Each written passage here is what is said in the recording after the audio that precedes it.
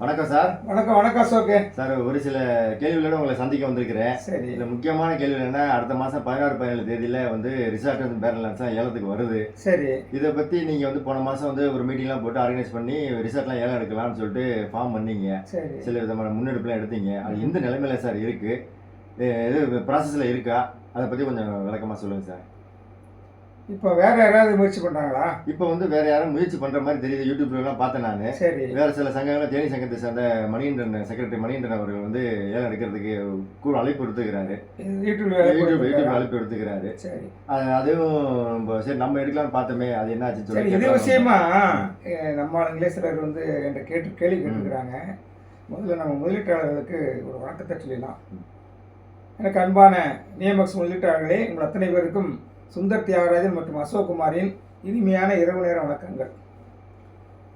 சொல்லுங்கள் அசோக் குமார், இப்போ ரிசார்ட்டுகளை ஏலம் எடுக்கிறது ஒரு பேர் இருக்கட்டும், சரி, பெரிய சொத்துக்கள்லாம் இருக்கட்டும், ஹை வேல்யூ எதுன்னு சொல்கிறாங்க, உண்மையிலேயே ஹை வேல்யூ தான், ஹை வேல்யூவாக நிர்ணயிக்கப்பட்டிருக்குது.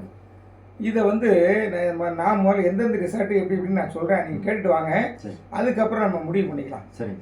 இப்போ ஃபஸ்ட்டு உச்சிப்புலி ரிசார்ட்டு இப்போ ஏலத்துக்கு வரல.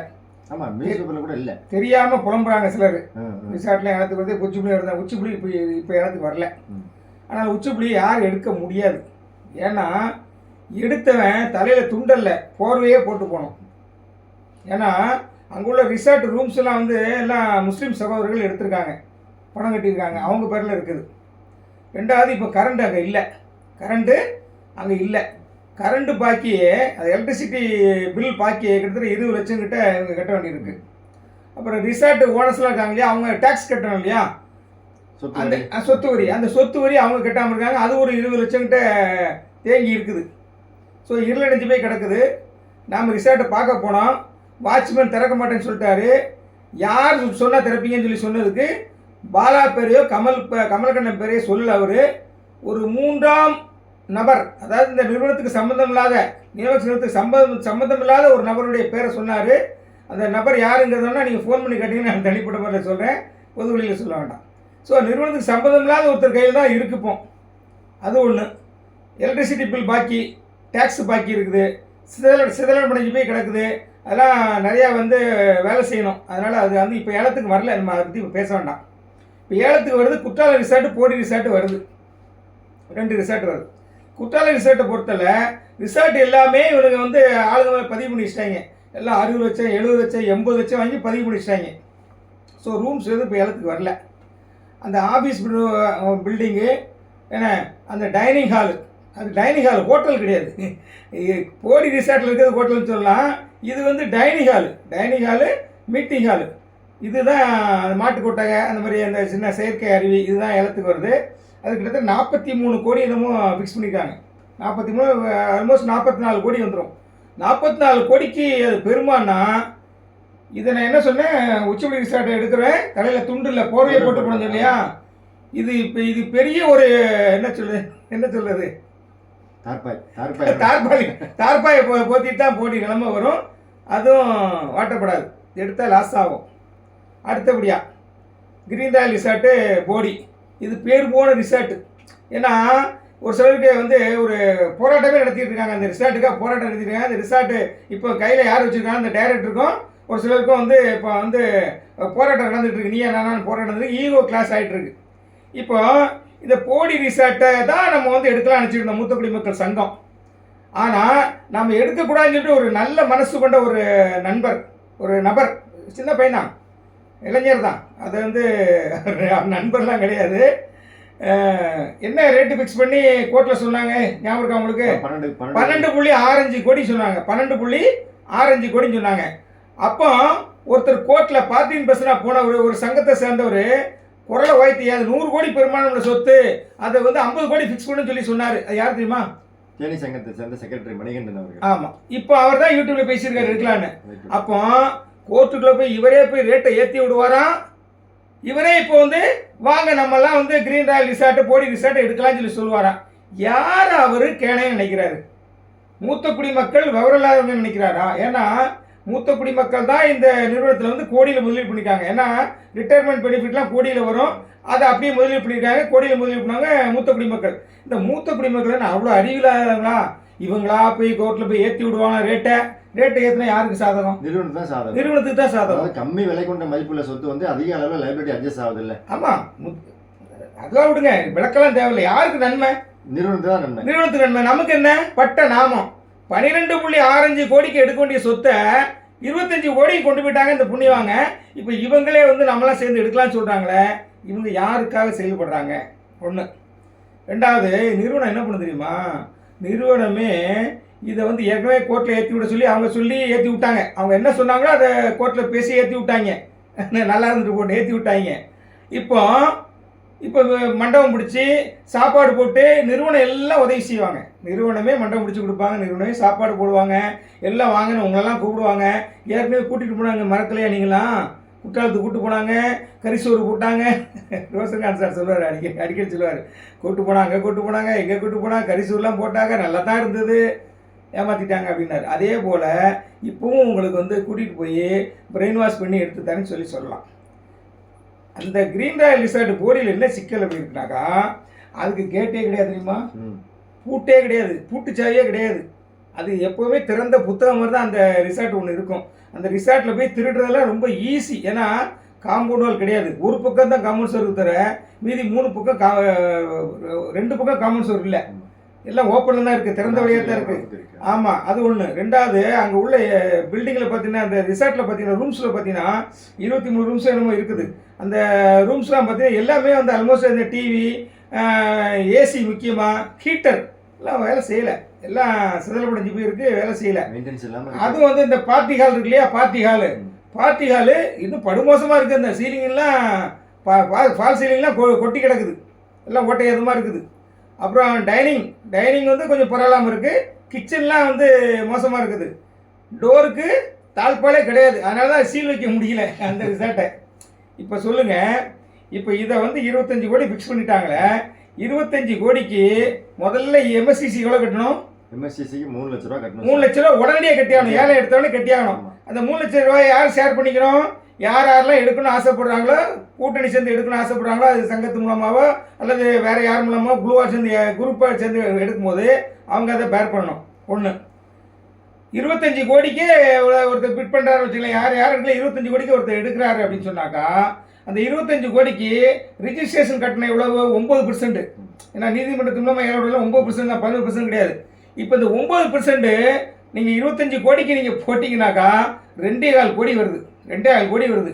10 பேர் சேர்ந்து எடுத்தாங்கன்னா ஒரு ஆளுக்கு எவ்வளோ வரும்? 22,50,000. 22,50,000 வரும். 20 பேர் சேர்ந்து எடுத்தாங்கன்னா 11 கோடியே 25,000. ஆமாம், 11,25,000 ரூபா கட்டணும். இப்படி எண்ணிக்கை அதிகமாக நிச்சயமாக அந்த இடத்துல கலவரம் தான் வெடிக்குமே தவிர ஒற்றுமை இருக்க மாட்டாங்க. கூட பிறந்த அண்ணன் தம்பி 2 பேரும் 3 பேர் சேர்ந்தே ஒரு பிஸ்னஸ் எடுத்தும் போதே அடிக்கடி வெட்டு குத்திக்கிறான், பாகத்தை பிரிச்சுட்டு போயிடுறான். இது கஷ்டம். ரெண்டாவது, இப்போ போடி ரிசார்ட்டை பொறுத்தல எடுத்தவொடனே லாபம் வருமானம் நிச்சயமாக வரதுக்கு வாய்ப்பு இல்லை ராஜா, வாய்ப்பு இல்லை. ஏன்னா அதெல்லாம் ரிப்பேர் பண்ணுறதுக்கு, செதிலடைஞ்சு போய்லாம் சரி பண்ணுறதுக்கு சில கோடிகள் ஆகும். ஒன்று. இப்போ நான் மதிப்பு போடுறேன் பாருங்கள். இப்போ அந்த போடி கிரீன் ராயல் ரிசார்ட்டில் அவன் இடம் எவ்வளோ போட்டிருக்காங்கம்மா? வெறும் 2 ஏக்கர் 0.3 30 சென்ட் இல்லையா? 2.3 2 ஏக்கரும் 30 சென்ட் தான் போட்டிருக்காங்க. 2.25 ஏக்கர் தான். 1 ஏக்கரு நான் போய் விசாரிச்சிட்டேன். கிரீன் ராயல் ரிசார்ட்டுக்கு ஆப்போசிட்லேயே விசாரிச்சிட்டேன். 1 சென்ட் எவ்வளோ? 3 லட்சமா? 2 லட்சம் சொன்னாங்க சார். 2 லட்சம் சொன்னாங்க. அப்போனா இப்போ தானே ஒரு 3 மாதம் ஆகுது. நாங்கள் 3 மாதம் தான் அது போயிட்டு. அப்போ 1 சென்ட் 2 லட்சம்னா 100 சென்ட் 1 ஏக்கர். 1 ஏக்கருக்கு எவ்வளோ ஆச்சு? 2 கோடி ரூபா ஆச்சு. அப்போ 2.25 ஏக்கருக்கு 4 5 கோடி வைங்களேன். 2.5 ஏக்கர் வச்சுங்க, 5 கோடி. அதுக்கு போக மீதி 20 கோடி பில்டிங்குக்கு ஒர்த்து இருக்கான்னா வாய்ப்பே இல்லை, ஒர்த்து இல்லை. அது எடுக்கிறவங்களுக்கு படு நஷ்டம் தான் ஏற்படும். ஏன்னா வேல்யூ ஏற்றிவிட்டாங்க. 12.65 கோடிங்கும் போது நான் எடுக்கலாம் நினச்சிட்டு இருந்தேன். இப்போ ஏற்றி விட்டதுனால இதில் இவ்வளோ சிக்கல் இருக்குது, இவ்வளோ பிரச்சனை இருக்கும் பொழுது இதை யார் போய் எடுப்பான்னா பணம் கொடுத்து ஒருத்தர் எடுக்க மாட்டான். இப்போ ஒரு சிலர் இந்த நிறுவனத்துக்கு சம்மந்தமில்லாத ஆளுங்க, ஆனால் நிறுவனத்துக்கு உதவி செய்கிறேன்னு சொல்லி பொருள் இருக்கிறவங்க எடுக்கணும் முயற்சி பண்ணலாம். அவங்க பணத்தை கொடுத்து எடுக்க வேண்டியதானே. அவங்க என்ன நினைக்கிறாங்கன்னா, இந்த மாதிரி ஆளுங்களை பயன்படுத்தி நம்ம பாண்டுகளை வச்சு எடுத்துடலாம்னு பார்க்குறாங்க. அப்போ இது எடுக்கனாக்க யார் போய் எடுக்கணும் தெரியுமா? லீடர்ஸ் போய் தான் எடுக்கணும். லீடர்ஸ் நல்லா கவனம் படிச்சிங்க. நம்ம சங்கத்தில் லீடர்ஸ் நிறைய பேர் இருக்கிறீங்க. என்னுடைய யூடியூப் சேனலில் என்னுடைய பேச்சுக்கள் எல்லாத்தையும் நீங்கள் லீடர்ஸ் நிறையா பார்க்குறீங்க. நீங்கள் ஒருவேளை நம்ம பாண்டாத பேப்பராக தானே இருக்குது, இதை வச்சு நம்ம அந்த ரிசல்ட் எடுக்கலாம்னு சொல்லி யார் பேச்சையாக கேட்டு நீங்கள் போனீங்கன்னா அந்த ட்ராப்பில் நீங்கள் சிக்கிக்கிட்டீங்கன்னாக்கா நாளைக்கு ஒருவேளை செட்டில்மெண்ட் சமயத்தில் இப்போ நிறைய ஒரு எதிர்ப்பு குரல் வளர்ந்துருக்குது. லீடர்ஸ்லாம் கொடுக்கக்கூடாது, லீடர்ஸ்லாம் கொடுக்கக்கூடாது எதிர்ப்பு குரல் வளர்ந்துட்டு வருது. அந்த சமயத்தில் உங்களெல்லாம் ஒதுக்கி வச்சாங்கன்னா உங்களுக்கு இந்த ரிசார்ட்டு கிடைக்காது. மட்டுமல்ல, உங்களுக்கு 3 லட்சத்தில் நீங்கள் ஷேர் கொடுத்தாகணும். 3 லட்சத்துக்கு ஷேர் கொடுத்தாகணும். ரெண்டாவது லேஸ்பட்ட விஷயம் இல்லைங்க. நான் வந்து சத்தியப்பிரமாண வாக்குமூலம் MOU எல்லாம் போட்டு நான் மீட்டிங் போட்டேன். இந்த பேங்க்லலாம் லோன் கொடுப்பான் பார்த்தீங்களா, பயங்கரமான கண்டிஷன்ஸ்லாம் போடுவான். அவன் ஏமாற்ற மாட்டான். கண்டிஷன்ஸ் நிறையா போடுறான்னு அவன் ஏமாற்ற மாட்டான். இந்த மாதிரி ஒன்றுமே இல்லாமல் நம்ம நீங்கள் நேமஸ் நிறுவன மாதிரி ஒன்றுமே இல்லாமல் சும்மா வந்து பார்கோட் ஒன்று கொடுத்துருக்காங்களா, அந்த பார்கோடை ஸ்கேன் பண்ணால் அது ஒன்றுமே வர மாட்டேங்குது. இந்த மாதிரி ஆளுங்களை நம்பி நீங்கள் ஏமாந்து போயிடாங்கன்னு நான் சொல்கிறேன். இது ஒரு எச்சரிக்கை பதிவுன்னு எடுத்துக்கலாம். என்ன இது நிறுவனம் என்ன பண்ணலாம், இதை சாக்கா வச்சுக்கிட்டு உங்கள்கிட்ட இருந்து பாண்டுகளை 25 கோடி 50 கோடின்னு பாண்டுகளை அபகரிக்க முயற்சி பண்ணலாம். இதில் லாபம் கிடைப்பதற்கு வாய்ப்பே இல்லவே இல்லை. நீங்கள் தலையில் துண்டை தான் போட்டு போகணும், போர்வையை போட்டு போகணும், தார்பாலிங்க போட்டு போகணும், நம்ம தான் வரும். ஏன்னா வேலை ரேட்டு அதிகம். ஸோ அதனால் எந்த ட்ராப்லேயும் போய் நீங்கள் மாட்டிக்காதீங்க. குறிப்பாக நான் சொல்கிறது மூத்த குடிமக்கள் சங்கம், இளைய குடிமக்கள் சங்கத்துக்கு நான் சொல்கிறேன். மற்றவங்க எப்படியும் போங்க, நீங்கள் மற்றவங்களாம் தெய்வம்ன்றீங்க. என்ன நிறுவனத்துக்கு யார் பக்காவாக சாதகமாக செயல்படுறாங்களோ அவங்கள நீங்கள் தெய்வம்பிங்க. நான் நடுநிலையாக செயல்படுறேன், நீதியரசர் போல நான் செயல்படுறேன். மக்களுக்கும் ஏதாவது வாங்கி கொடுக்கணும், நிறுவனமும் இருக்கணும். நிறுவனம் இருந்தாலும் மக்களுக்கு கொடுக்க முடியும். நிறுவனமும் இருக்கணும். நிறுவனத்தை தலைவர்கள் இருக்கணும். சைனிங் அத்தாரிட்டி 3 பேர் சொன்னோம் இல்லையா, பாலா, கமல், வீரசக்தி, இந்த 3 பேரும் வெளியே இருக்கணும். அதனால தான் நான் பெயிலை கேன்சல் பண்ணக்கூடாது சொல்லிட்டு இருக்கேன். அவங்கள உள்ளே வச்சுட்டாக்கா அவங்களுக்கு வழக்காட போகிற லாயர் உள்ளே போக மாட்டாங்க. பணம் இல்லாமல் அவங்க உள்ளே போவாங்களா, போக மாட்டாங்க. செட்டில்மெண்ட் கிடைக்காது. அதனால தான் இந்த செட்டில்மெண்ட் தடப்படக்கூடாதுங்க தான் நான் அவங்கள பெயிலை கேன்சல் பண்ணக்கூடாதுன்னு சொல்லிட்டு இருக்கிறேன். இப்போ சொல்லுங்கள் அசோக்குமார், லீடரை வச்சு எடுத்தா என்னன்னு சொல்லிட்டேன், முதலீட்டாளர் வச்சு எடுத்தால் என்ன ஆகுதுன்னு சொல்லிட்டேன். பெரிய நஷ்டம் தான் ஆகும். ஒன்றும் பெருசாக கிடைக்காது. அதோட நீங்கள் பாண்டாவே நீங்கள் கையில் வச்சுருக்கலாம். நீங்கள் பாண்டாவே அதில் கையில் வச்சுருந்தா கூட ஏதோ ஒன்று டேன்பிட் கோர்ட்டு போய் எங்கே போய் ஏதாவது ஒன்று முட்டி மோதி நமக்கு சொல்யூஷன் கிடைக்கும். ஆனால் நீங்கள் இப்போ நிறைய பேர் வந்து நிறுவனத்தில் பாண்டை கொடுத்துருக்கீங்களா, என்ன கொடுத்துருக்கீங்க, மெச்சூரிட்டிங்கன்னு கொடுத்தீங்க. அந்த பாண்டை ஒரு பாண்டையாக நீங்கள் லீடர் போயிட்டு நீங்கள் வாங்க முடியுதா? நீங்கள் யார்கிட்ட கொடுத்தீங்களோ, மெச்சூரிட்டின்னு கொடுத்தீங்களோ, அந்த பாண்டை ஒரு பாண்டை உங்களால் வாங்க முடியுமா? அந்த நிலைமை இங்கு வந்துவிடும்.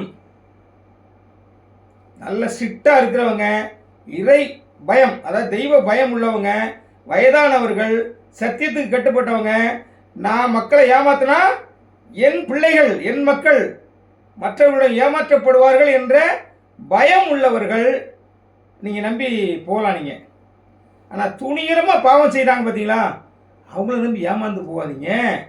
அவங்க உங்களை கூப்பிட்டு மீட்டிங் போடுவாங்க, என்ன பிரியாணி கூட போடுவாங்க. ஏன்னா அவங்களுக்கு வந்து கோடியில் வந்து நிறுவனத்துக்கு லாபம் கிடைக்குன்னா போடுவாங்க. அது உங்கள் இஷ்டம். ஆனால் மூத்த குடிமக்களே, நம்மளாம் நொந்து போயிருக்கிறோம். இந்த நொந்து போயிருக்கிற சமயத்தில் நீங்கள் வீணாக போய் ஏற்றி விட்டாங்க. அதாவது என்னென்னா, பிள்ளையும் கிள்ளி விட்டு தொட்டிலையும் ஆட்டுறது.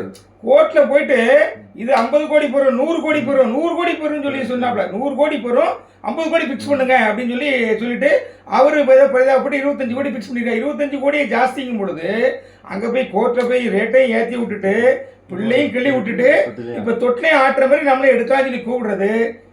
இது என்ன நோ கமெண்ட்ஸ் சொல்றீங்க. வந்து எனக்கு வந்து சார் அவர்கள் சொல்றாங்க அப்படின்னா, ஒரு சங்க தலைவரா ஒரு 15,000 பேர் 20,000 பேர்த்த ஹேண்டில் பண்ணும்பொழுது இது அவருடைய கடமை. சங்கத்துல உறுப்பினர்களுக்கு சொல்ல வேண்டிய கடமையா தான் இப்ப சொல்றாரு. அதை நீங்க கேட்டு நடக்கிறது. நாளைக்கு நம்மள கேட்காம யாராவது இந்த டிராப்ல போய் மாட்டிக்கிட்டு பாண்டெல்லாம் கொடுத்து ஏமாந்துட்டாங்கன்னா இடம் வந்து நிற்பாங்க. சார் இப்படி கொடுத்துட்டேன், கொஞ்சம் ஹெல்ப் பண்ணி வாங்கி கொடுங்க சார், நம்மகிட்ட வந்து கேட்பாங்க. ஆனால் இது பேசுறது பூரா நம்மளுடைய சங்கத்து ஆளுகள் தான் சொல்றேன். நான் யாரையும் குறை சொல்லிலாம் பேசல. நீங்க யாரும் நம்மளால நம்பி போங்க. என்ன அந்தந்த சங்கத்து ஆளுங்க நீங்கள் போங்க தாராளமாக. மூத்த குடிமக்கள் சங்கம் ஏற்கனவே நொந்து போயிருக்கிறோம், மருந்து மாத்திரை வாங்க காசு இல்லை, இந்த சமயத்தில் நீங்கள் 3 லட்சம் ரூபாய்க்கு கொடுக்கணுங்க, எம்எஸ்சிசிக்கு ஆளணும், அப்புறம் 2.25 கோடி பதிவு பண்ணுறதுக்கு செலவு பண்ணணும், லாபம் வர்றதுக்கு நிச்சயமாக 4-5 வருஷம் ஆகும். அதாவது இப்போ நான் கேள்விப்படுற வரைக்கும் இப்போ அங்கே ஒருத்தர் பாபுங்கிறவர் தான் அந்த இதை வச்சு நடத்துகிறாரு. அவர் லோக்கல் ஆள், அவர் வந்து என்ன பண்ணுறாரு, அங்கே வந்து கேன்வாஸ் பண்ணுறாரு, ஃபங்க்ஷன்லாம் வந்தால் இங்கே வைங்க, நாங்கள் நல்லபடியாக உங்களுக்கு பண்ணித்தரோம் அப்படின்னு சொல்லி பண்ணி கொடுக்குறாரு. காவல்துறை அதிகாரிகளெல்லாம் கூப்பிட்டு, நான் நிறையா காவல்துறை அதிகாரிலாம் உள்ள அந்த ஹோட்டலுக்கு வர்றது டிஃபன் சாப்பிட வருவாங்க, இந்த இது ஸ்நாக்ஸ் சாப்பிட வருவாங்க, பார்த்துருக்குறேன். இந்த மாதிரி லோக்கலாக இருக்கிறதால அவர் ஏதோ மேனேஜ் பண்ணிட்டு ஏதோ ஓட்டிகிட்டு இருக்கிறாரு. ஆனால் நானும் வெளியூர் ஆளுநர் யாருக்கு எடுத்தாலும் சரி, இது லாபம் தருமானா நிச்சயமாக எனக்கு சந்தேகம் தான், லாபம் தராது. நீங்கள் பின்னாடி அந்த ட்ராப்பில் போய் மாட்டிட்டு பின்னாடி வருத்தப்படக்கூடாங்க தான் என்னோட வந்து யாரையும் கெடுக்கணுங்கிறது அபிப்பிராயம் எனக்கு கிடையாது. அப்புறம் அந்த பேரல் லேண்ட் விஷயம் இருக்கு இல்லையா, இந்த தேனி சங்கத்தார் வச்சுருக்காங்களே இடம், அந்த இடமே பார்த்தீங்கன்னா அந்த இடத்துலேயே ஒரு வில்லங்க இருக்குது. அந்த இடம் யார்கிட்டேருந்து வாங்கினாங்களோ, நான் என்ன பிடிஆர் கண்ணன் ஒருத்தர் நினைக்கிறேன், நான் எம்டிகிட்டே கேட்டேன், பத்திரம் அந்த இடத்துடைய பத்திரம் அவர்கிட்ட தான் இருக்கான். இடத்த வாங்கினா பணம் கொடுக்கணும்ல, இவங்க முழு பணம் கொடுக்காம ஏதோ கொஞ்சம் பேலன்ஸ் இருக்கிறத நான் கேள்விப்பட்டேன். அந்த பேலன்ஸ் இவங்க கொடுக்கக்கூடிய பணத்துக்கு பதிலாக இந்த பத்திரத்தை அடமானம் வச்சுக்கிறதா கேள்விப்பட்டேன். இதைத்தான் அந்த அவங்களுடைய லாயர் இருக்கா இல்லையா, நிறுவனத்துடைய லாயர் லோகேஷ்டெல்லாம் வந்து நீதியரசர்கிட்ட சொன்னார், மார்க்கேஜ் பண்ணியிருக்குது அப்படின்னு சொல்லி சொன்னார். இந்த ஐஓசிக்கும் அங்கே விருதுநகர் ஐஓசிக்கும் வித்தியாசம் இருக்குது. அதை வந்து ராமூர்த்தி சார் வந்து என் வீடியோவில் வந்து போட்டிருந்தார், சிவாசி ராமூர்த்தி சார் இருக்கார் இல்லையா, அவர் வந்து இல்லை இவர் வந்து இப்போ சுந்தர் பேசிகிட்டு இருக்கிறது வந்து அவர் வந்து விருதுநகர் ஐஓசி பற்றி பேசுகிறார். நான் விருதுநகர் ஐஓசி பற்றி பேசலை, அது வந்து லீஸு, இது வந்து மார்க்கேஜ் அடமானம், ரெண்டு வித்தியாசம் இருக்குது. இது அடமானம், அதனால் அடமானம் என்ன, இவங்க கொடுக்க வேண்டிய பணத்துக்கு பதிலாக பத்திரத்தை கொடுத்து வச்சுருக்காங்க, நான் அந்த பணத்தை கொடுத்து பத்திரத்தை வாங்கிக்கிறேன். இப்போ அந்த ஏழை எடுக்கிறவங்க நிச்சயமாக அந்த சிக்கலில் போய் மாட்ட வேண்டிய சூழ்நிலை வரும். அது பணம் நம்ம உடனே பத்திரத்தை கொடுக்க போகிறதில்ல, உடனே பத்திரத்தை கொடுக்க மாட்டோம். ஆனால் வாட் அபவுட் 3 lakhs? அது மட்டும் இல்லாமல் ஏழை எடுத்ததுக்கு அப்புறம் கை மாற்றி விட்டா கூட அதுக்கான பத்திரத்தை அளவு இன்னொரு பெரிய டேஞ்சர் இருக்கு மக்களே. இது ரொம்ப டேஞ்சரான விஷயம். இப்போ ரிசார்ட்டோ இந்த மாதிரி பேரலாண்டுகளையோ நம்ம குழுவாக சேர்ந்து ஏழை எடுக்கிறோம் வச்சுங்களேன், என்ன காசுக்கு எடுக்கிறீங்களோ, இப்போ போடி ரிசார்ட்டு 25 கோடிக்கு எடுக்கிறேன் உதாரணத்துக்கு, 25 கோடிக்கு எடுத்தீங்கன்னாக்கா எவ்வளோ பத்திரப்பதிவு கட்டணும், 2.25 கோடி, 9%ங்கிறது 25 கோடி இன்ட்டு 0.09 போட்டிங்கனாக்கா 2.25 கோடி வரும். அந்த 2.25 கோடி தான் நீங்கள் பகிர்ந்துக்கணும், 10 பேரை 20 பேரை 30 பேரை எத்தனை வேணாலும் பகிர்ந்துக்கணும். உடனே நீங்கள் அதே கை மாற்றணும் வச்சிங்களேன், நீங்கள் உங்கள் பேரில் பதிவு பண்ணி கொடுத்துட்டாங்க, குரூப்பாக சேர்ந்து நீங்கள் எடுத்துட்டீங்க, நீங்கள் அடுத்தவங்களுக்கு விற்க போகிறீங்க, விற்று நமக்கு பணமாக்கிக்கலாம்னு நினைக்கும் போது மிகப்பெரிய ஒரு கத்தி மேலே தொங்கிட்டு இருக்குன்னு தெரியுமா அது. அப்படி யாராவது வாங்க வந்தாங்கன்னா அந்த சொத்தை அவங்க வந்து அந்த நம்ம எவ்வளவு பத்திரப்பதிவு கட்டணம் செலுத்துகிறோமோ 2.25 கோடி, அந்த 2.25 கோடிக்கு குறையாமல் செலவு பண்ணி ஆகணும். இது நீங்கள் யார்கிட்ட கேட்டு பாருங்கள். இது நான் எல்லாம் கேட்டுட்டு தான் அமைதியாக இருக்கேன். சட்டம் அது. அதாவது நம்ம வந்து எவ்வளோ பணம் கொடுத்து பத்திரப்பதிவு கட்டணம் செலுத்தணுமோ 2.25 கோடினா, அதே 2.25 கோடியை நம்மகிட்ட இருந்து வாங்கக்கூடியவரும் செலுத்தணும். அவர் செலுத்துவாரா? அந்த இடத்துக்கு தெரியுமா, லோக்கல் இருக்கிறவர் தெரியுமா எவ்வளோ வேலைக்கு போகும்னு சொல்லி. லோக்கலா வெளியால ஃபாரினர் வந்தா கூட அவன் இன்ஜினியர் வச்சு வேலைக்கு போடுவான் இல்லையா, வேலைக்கு போட்டு ஸ்டாம்ப் டியூட்டிக்கே இவ்வளோ 2.25 கோடி கட்டும்போது அவன் வாங்க வர மாட்டான். அப்போ இந்த சொத்தை வாங்கினீங்கன்னா நீங்கள் விற்க முடியாது, நடத்த முடியுமான்னா அதுவும் சந்தேகம் தான், லாபம் தருமாங்கிறது சந்தேகம் தான். முடிவு உங்கள் கையில் விட்டுறேன், நீங்களே முடிவு பண்ணிக்கிங்க. பிள்ளையும் கிள்ளி விட்டு தொட்டிலையும் ஆட்டுறவங்கள நீங்கள் பார்த்துங்க. நீங்கள் நம்புறது நம்பாத உங்கள் விருப்பம். ஒரு படத்தில் ரகுவரன் சொல்லுவாப்ல, இவரே குண்டை வைப்பாராம், இவரே குண்டை எடுப்பாராம். எப்படி முதல்வர் படத்துலையா? முதல்வர் படத்தை சொல்ல, முதல்வர் படம் தான். இவரே குண்டை வைப்பாராம், இவரே கரெக்டாக தேடி போய் எடுப்பாராம் அப்படின்னு ரகுவரன் சொல்லாப்ல. அந்த மாதிரி இவங்களே கோர்ட்டில் போய் ஏற்றி விடுவாங்களாம் ரேட்டை, இவங்களே அதை வந்து மக்களை வச்சு சேர்த்து எடுக்கலான்னு இருக்காங்களாம். இது சொல்றதுக்கு ஒன்றும் இல்லை. நன்றி தோழர்களே, நன்றி.